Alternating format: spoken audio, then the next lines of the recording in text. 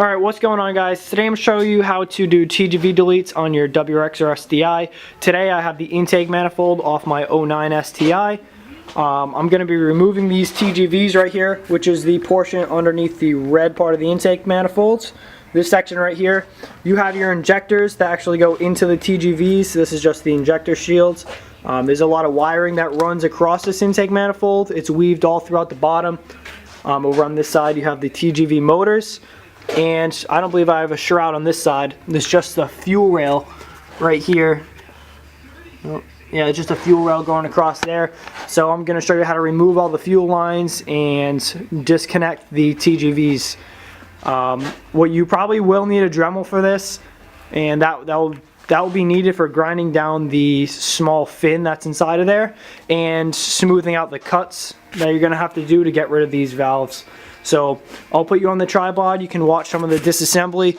I'll make quick notes on what you should notice when I pull these apart. I'll show you right now where the main bolts are. The main bolts that hold the TGVs to the intake manifolds. There's one here, one there. On the inside there's two more there and two more right on the back side. Yep, you can see them right in there. And I got to disconnect all these fuel lines right here, and I'll show you as soon as I get started.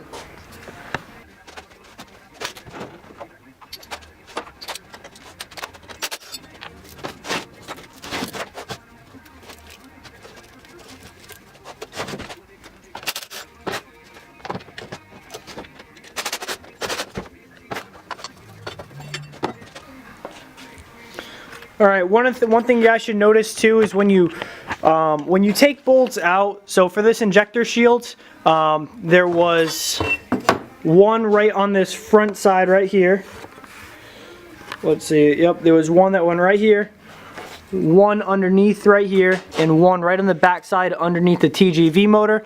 But I just want to make note of this: when you pull these bolts out, put some of them back in, because the longest one is on the front portion of the manifold. And these two right here, you can put them right back in the holes they came from, so you know which ones go where.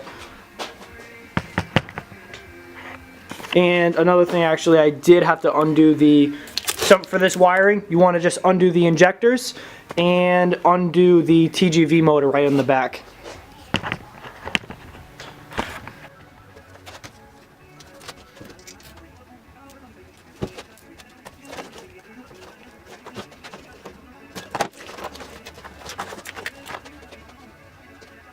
Alright, so a little update where I'm at. I undid the two 12 mils on top that hold the fuel rail down. The one on the side, undid that fuel line right there. Come up top. If you follow the other side of the fuel rail, goes right up to this. This is where they split off to the feed and return. So you undo the small, I believe, mine was missing, but I believe that's a little 10 millimeter right in there. A little 10 mil, it holds that down. And just loosen that up, so that's going to allow you to pull up on the fuel rail. So that's going to allow you to pull up on this. This thing's going to come loose. You can pull this up and out of the way. It's kind of hard with one hand. And I just pop the injectors out like that. With a little bit of wiggling, you can get them out. I prefer to do that rather than undoing this whole thing, because if you undo this whole thing, you can't just pull it up and out, because these metal fuel lines go all the way to the other side. So this is what I consider the best way to do it. Other people might think differently, but this is now the second time I've done this. So, all right. So now I'll undo the bolts for the top manifolds, and that's going to let the TGVs drop.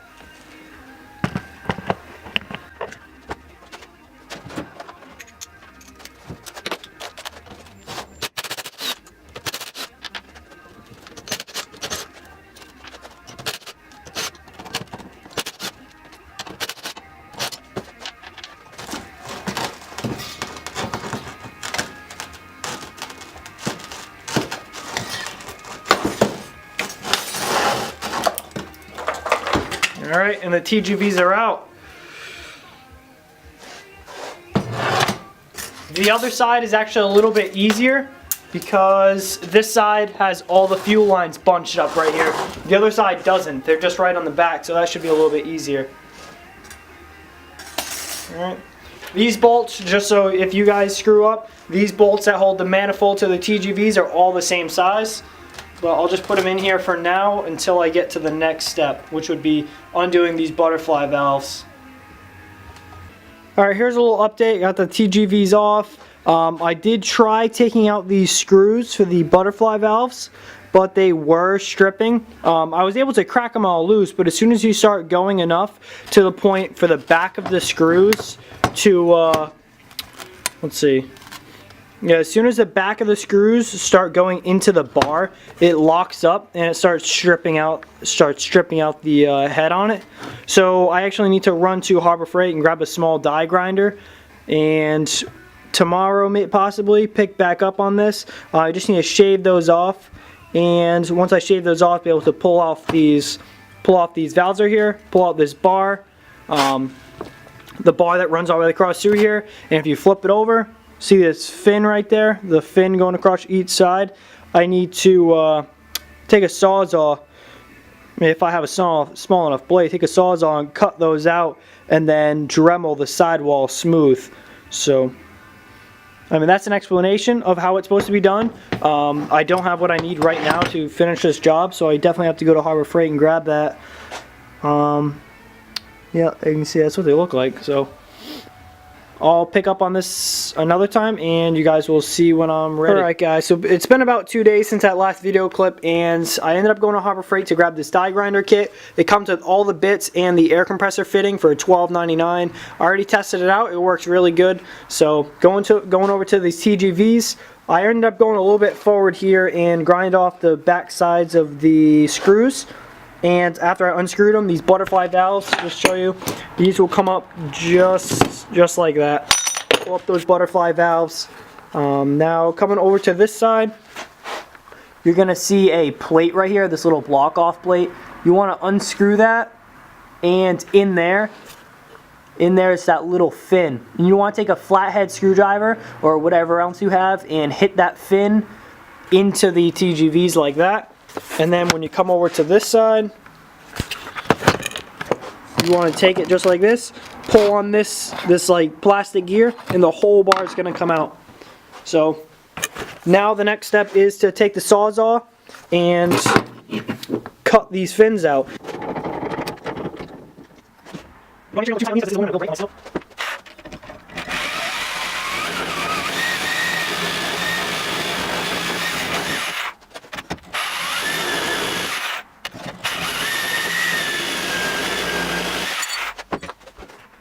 Alright, so after that step, it's going to be looking like this. Let's see. Alright, see, this is just a raw cut right in there. And then over on this side, that's the closest I could get to the wall without over cutting over into the side. So as you can see right there, that fin doesn't go all the way through. It only goes about 3/4 of the way. Alright, so I'm going to cut this other one out and show you guys the dremeling process after. Alright, now we're on to the easy but time consuming part. So you want to get your TGVs up on a table, take your Dremel tool, and just start shaving away at these lips that you have left over after sawzalling those fins out. So look right in there, you just want to make this flush with the wall. I'm trying to focus for you. Yep, just make that flush with the wall. And in there, that lip, just get rid of those. Make sure you do avoid hitting this area here, because that's where your injectors go. You don't want any cuts over there, so you want to avoid that. This is kind of a long process, so I'll show you what it looks like when you're all done. So this is the one I finished already. Over here you have all the smooth walls in there. Over on this side, this process takes a while, so I don't expect you guys to be finishing this in like an hour. So over in here, I still left a small bump there, but as long as it's smooth, that shouldn't do anything. This side, I think I spent a little bit more time on this side. Yeah, this side came out a little bit better. It was taking a while, so that's good enough. Getting that small bump out isn't going to give you any more performance gains. So as long as you can get it to this smoothness, and after you're done, if you guys do have a small honing tool, this is for like a small like 50cc dirt bike or something, you want to just take that just stick it in the circular side and just smooth out those walls. If you don't have one of these, just take some sandpaper or something, just smooth out these walls. Or even if you have a smoother Dremel bit, take a smoother Dremel bit just to make all those walls real smooth. Any types of cuts or rough edges is just less smoother airflow, so the smoother is better. Alright, and after that, I haven't got to this process yet, but I'm going to just tell you how to do it now so I can end this video.